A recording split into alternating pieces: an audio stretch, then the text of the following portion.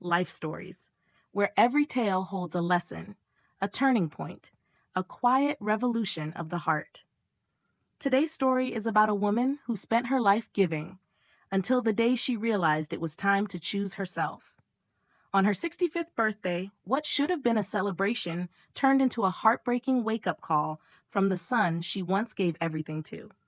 But what followed wasn't defeat. It was the beginning of a powerful transformation. Subscribe to Life Stories to begin today's journey of love, betrayal, and the freedom that comes with letting go. On the morning of my 65th birthday, I woke up early. Not because I had big plans, far from it. I simply wanted a quiet evening at home, something warm and familiar. I set out to make my signature chicken and rice casserole, just the way Brandon liked it as a boy. I paired it with creamy mushroom soup and Caesar salad, crisp and fresh. The kitchen smelled of garlic, thyme, and something I used to call home. I set the table with real silverware, polished to a shine, and lit 2 candles I'd been saving for a special occasion. There was no music, no party, just a mother, waiting. The kind of waiting only a parent knows. Brandon had promised to come, said he had a surprise for me. I hadn't seen him in over a year, but a part of me still clung to hope like it always did. Maybe he'd remember the old days. Maybe he'd bring flowers like he used to when he was little. Back then, he would hide by the kitchen doorway, clutching a wild bouquet in his small hands, whispering, "Happy birthday, Mama," eyes wide and shining.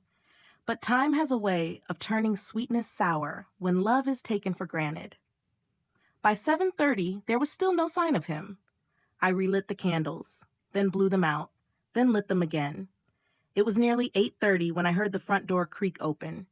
At last, I thought, he's here. But the man who stepped through wasn't the boy I remembered.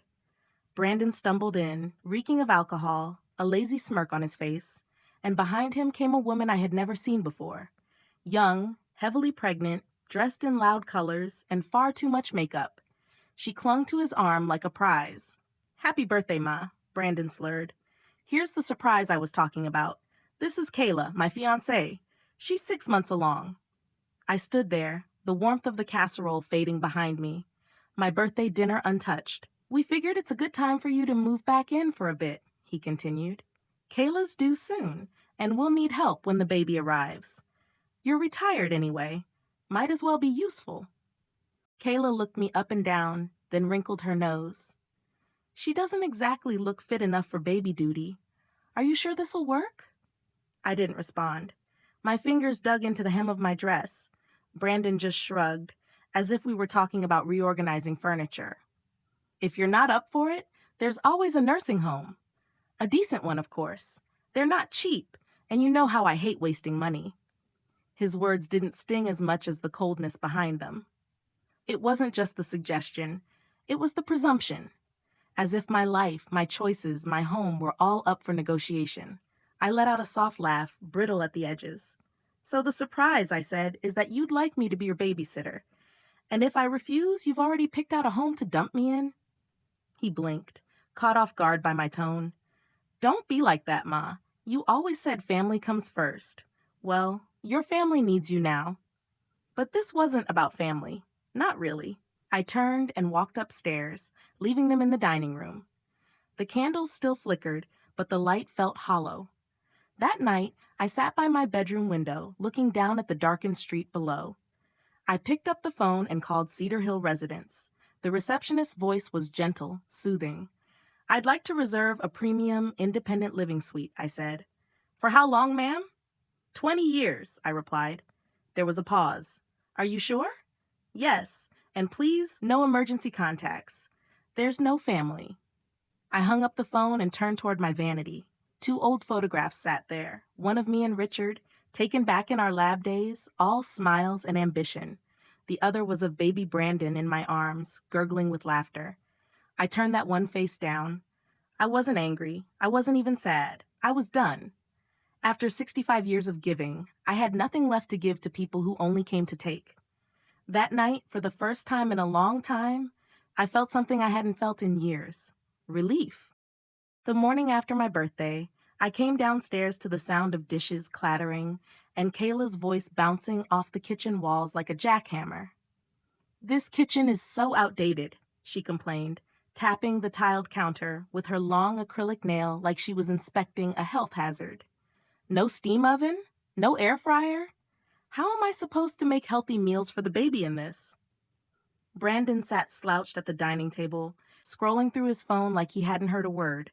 Without even looking up, he said, "Morning, Ma. Mind fixing us some breakfast?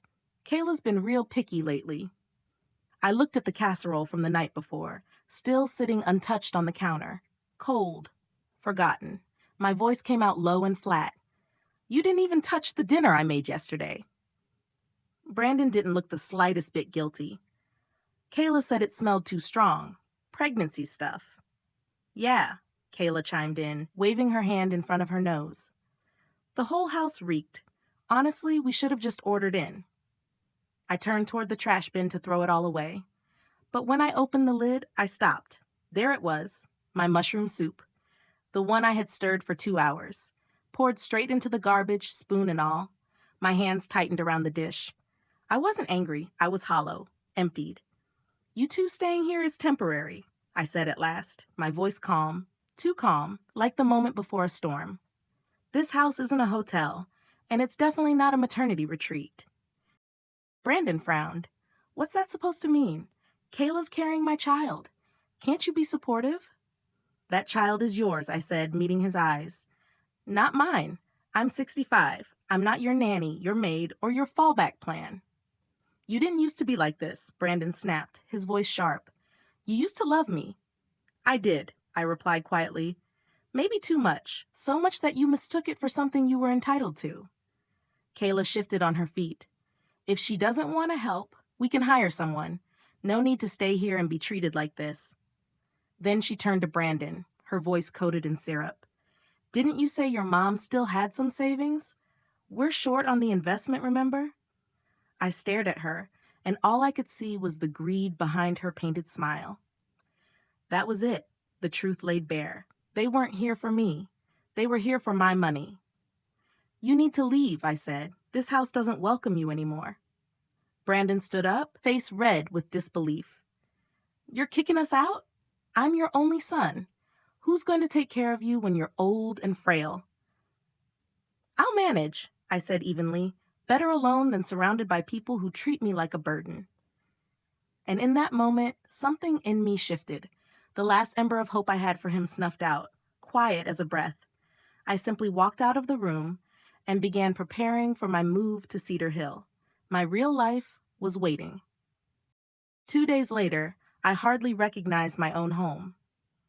Kayla had turned the living room into a baby corner, complete with pink streamers, cartoon pillows, and glitter balloon letters that spelled "It's a girl." The kitchen? No longer mine. She had reorganized the cabinets to her liking, shoved my labeled pillboxes and recipe binders into storage like they were clutter. Brandon spent most of his time pacing through tense phone calls in my study. My study. I overheard more than I wanted. Complaints about cash flow, missed investor meetings, urgent loans from friends who'd stopped picking up. No one mentioned my birthday again. It was like that night had been erased, just like they tried to erase me from my own space. One afternoon, after trimming roses in the garden, the one place Kayla hadn't claimed, I stepped into the kitchen and found her stuffing my fine china into a cardboard box. "This stuff is so outdated," she muttered. "I'm getting a modern set. Brandon said you wouldn't mind." "That set belonged to my mother," I said, standing in the doorway. She glanced over, visibly annoyed. "Well, she's gone, isn't she? You can't live in the past forever." "This is my home," I replied calmly, "not yours, and it's not up to you." She scoffed. "You act like this place is yours, but let's be honest. Won't it all belong to Brandon soon anyway?" I smiled, slowly. "You're really that sure he's still getting this house?" Her face froze. She didn't respond, just turned and left the room, leaving the box half packed behind her, like a dropped secret. I crouched down, hands shaking slightly, and began placing each piece of china back into the cabinet, one at a time. It felt like I was reclaiming more than just plates. It felt like I was reclaiming myself. That evening, I picked up the phone and called someone I hadn't spoken to in nearly a year. "Ruthie," I said. "It's me." There was a pause, then warmth flooded through the line. "Miss Lane? Thank God. I've been praying you were okay." "I am now. But I need you to come back." She arrived that very afternoon, brushing past Kayla without a word, shedding her coat, and heading straight for the kitchen like she'd never left. When she opened the fridge and found it stocked with greasy takeout boxes, she muttered, "Lord, what kind of trash have you been eating?" "I still cook," I replied, offering a tired smile. "But the kitchen doesn't really belong to me anymore." When Brandon walked in later, the scent of Ruthie's beef stew filling the house, his grin faltered. "Smells good tonight?" Ruthie emerged from the kitchen with her ladle. "Sir, this was your favorite when you were a boy. Remember?" Brandon's face tightened. "What are you doing here?" "Didn't I say you were retired?" "I brought her back," I said evenly, "because this house still belongs to me."